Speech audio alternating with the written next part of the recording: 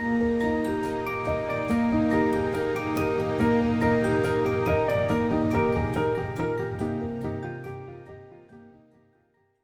my sensational students. Welcome to Bloom and Grow Education. My name is Meredith. Today's lesson is suitable for Year 2 through Year 6 students. It is a descriptive writing activity. And what we're doing is we are going to look at a couple of pages from the book called Blueback, and we're going to pull out some vocabulary, and then we're going to use that to practice our writing. The story that we're using is Blueback by Tim Winton. He is a West Australian writer. He is just fabulous. He writes great children's books, great adult books, and he often writes about the beach. He loves to surf. One of the things that I would recommend that you do in order to improve your writing skill, one of the most important things you can do is do lots of reading. What goes into your mind is what comes out of your mind. So if you do lots of reading of lots of different kinds of books, lots of different kinds of writing styles, it helps you to gather more ideas from professional, successful writers. And once the ideas have gone into your mind, then they can start to come out of your mind and they will flow out of your natural writing process. So I encourage you to read lots, and I'll put a couple of links down in the description box that has really good, rich samples of, that has really good, rich literature for you to read. Now, you can read Diary of a Wimpy Kid. That's fun. That's fine. That's fun. Your Minecraft books, all those kinds of things. They're fun, but they don't have that richness and that depth that are really going to help to improve your literacy skill. So read one of those, read your Minecraft book, but then also read Blueback, or also read Clockwork Orange. So balance them off. So you're reading the ones that you really love and enjoy, but then also getting that boost to your literacy skill as well. And I think you'll find actually that they're really popular books because they're really enjoyable books and that they won't be a chore to get through. So check out the description for that. Anyway, Blueback is definitely one of those kinds of books where it will really help to improve your writing. And in this case, what we're going to do is look at all of the beautiful descriptive vocabulary that Tim Winton uses and use it to help to improve our own writing. What I have done is taken two random pages from the story. So these two pages aren't connected to each other. So when you're reading it, you're like, oh, that story doesn't make sense. It's just because they're from two different parts of the book. I have put a link for this sheet in the description box. So what I would recommend you do is to print this off and get two different colored highlighters because we're doing two different activities. That would be the easiest way of doing it. The other way that you could do it, if you don't have access to a printer, would be to write, is when I'm saying, so highlight that, write it down in your book. As I said at the beginning of this lesson, this is suitable for Year 2 to Year 6 students. For Year 2s and Year 3s, this might be a bit of a tricky lesson. And I've said that it's from 2 to 6 because I usually do my descriptive writing lessons from 2 to 6. But if you're a Year 2 student and you're struggling a bit, that's okay. All right, don't feel bad that you're struggling a little bit because this is a book for older kids. And what you can do is just listen. You can write down or highlight some of the ideas that I'm giving, and it can just go in the back of your noggin for later on. Or else you might be, if you're a particularly strong Year 2, you may be like, I got this. It's all good. For you, Year 4, 5, and 6, you guys should be able to cope with this quite nicely. So you either need a piece of paper and a pencil or pen so that you can write down the words, or you need the sheet and a highlighter. So please pause the video, two highlighters. Please pause the video, go and get that stuff, and then come back and we'll get started. So I would like you to start off by just looking at this left-hand side of the page. Now, I'm going to go through the answers with you in a moment, but I would like you to start off by thinking for yourself. This is a story about Abel, who is a young boy. He and his mum love to go fishing. They love to dive, and they meet this giant grouper, which is a huge, ginormous fish. And they sort of make friends with the fish. And it's about his life story as he grows up and goes to university and becomes a marine biologist and gets married and has babies, and sort of going through his life.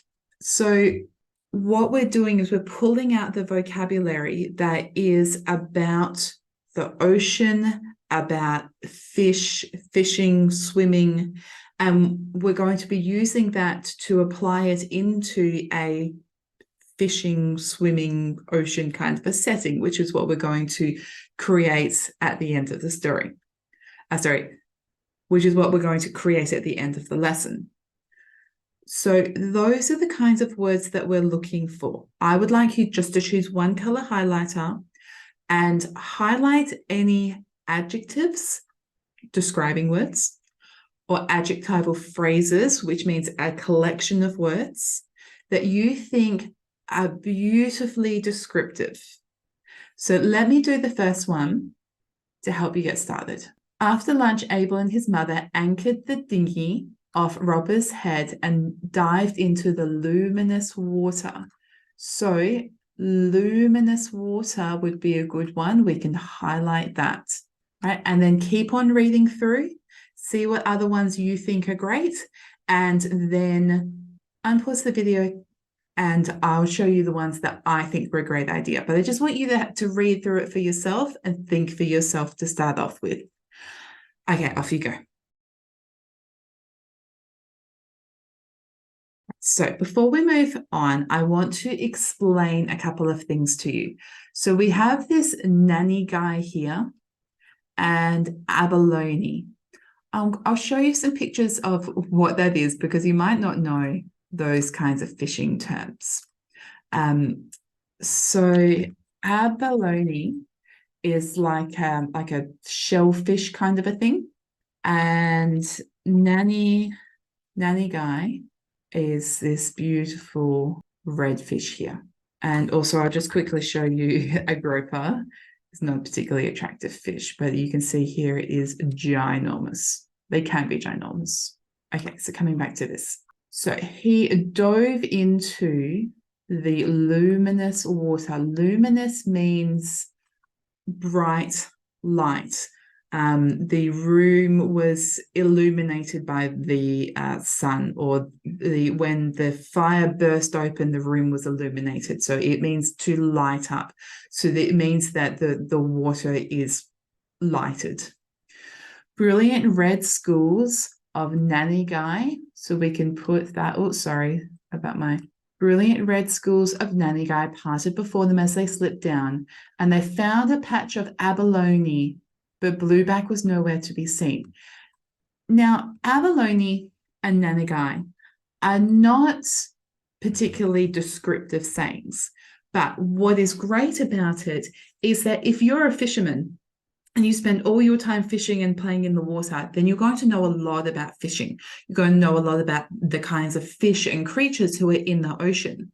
So being specific and not just saying the red fish or the shellfish and giving the specific names, nanny guy and abalone, help to make the story seem more authentic and help you to believe that they're in the ocean all the time. So I couldn't name the fish because I'm never in the ocean, but these guys are, so they should be able to know the different fish that they're out there visiting.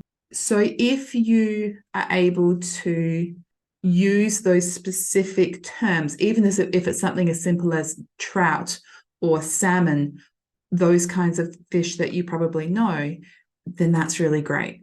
Above them on the rippling, shiny surface, the boat hung like a kite. So they're on the bottom of the ocean, they're looking up and they can see the boat above them flying like a kite. And it tugged at the anchor and rope. So these are the words that I would have chosen. Keeping on going, Abel's mother swam from one rock crevice to the other, looking for the big blue groper, but couldn't find him anywhere. Abel glided along behind her, following her gaze. In a dim cleft came a big twitching crayfish. Abel's mother reached in and dragged it out, bucking and flapping out of the cave, and it kicked towards the surface. Quite suddenly, Blueback was above them. He swooped down and took the bucking cray in a single swipe and was gone in the flick of a tail. So if you haven't chosen these ones, highlight them. And if you've chosen other ones, then that's okay. I'm going to talk to you shortly about some different words in a minute. His skin was like pearls. And then we've got the onomatopoeia in here. He clears his snorkel and rolled over to look on the water, on the world underwater. So that means, so if he's got water in his snorkel, and he's pushed air out hard to get the water out of the snorkel. Basically, we can do this entire paragraph. Great round boulders and dark cracks loomed below. Tiny silver fish hung in nervous schools. Seaweed trembled on the gentle current. Orange starfish and yellow plates of coral glowed from the steepest slopes, and his mother was gliding like a bird. Beautiful, beautiful description. Okay, now I want to do the second part of this activity. What I would like you to do is change highlighter colors. And this time I want you to look for the verbs. So we can improve our writing by adding in lots of interesting adjectives or describing words, but we can also improve our writing by the kinds of verbs or action words that we use. Because we can say, he ran across the beach, but ran is boring. We could say galloped, frolicked, raced, tore, sprinted. These are much better words. So in this case, what we're doing is we are gathering verbs that we could use that might be better. Sometimes an adjective and a verb can be the same thing, depending on the context of how it's being used. Let me give you an example of what I mean. So if we look here at twitching, here we have a big twitching crayfish. The type of crayfish it is a twitching one, but twitching is also a verb. And we see down here, we've got bucking and flapping. So the twitching adjective is bucking and flapping, and that's what it's doing. But twitching is obviously also something that you do. So if it's being used as an adjective, we can also, just for the sake of it, let's bring it over and also use it as a verb. So there might be some things that you highlight twice. So same activity, but verbs this time, the doing word, the action of the sentence. Different highlighter color, go through and highlight those words. Pause the video and I'll see you in a second. All right, so not all of these words are fabulous, but I'm going to go through and quickly highlight the verbs. We've got his mother anchored. A dinghy is just a little boat. Dived, slipped. That's a good one. I found. Rippling is a movement. Seen is technically a movement. Hung is a movement. Tugged is a good one. Turned. But the good ones here would be slipped and tugged. Those would be the ones that I would be maybe, well, you could use anchored and dived, but they're more common. Slipped and tugged would be better words. Let's move on to the next part. Abel's mother swam, looking for the groper. Couldn't find him, glided, following her gaze, came across a twitching, reached in, dragged it out, bucking and flapping, and kicked up towards the surface.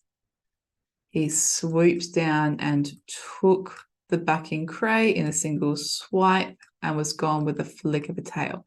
So again, the good ones, see, swam looking, they're not anything particularly special, but glided, twitching, dragged and bucking, flapping, maybe kicked, swooped, swiped.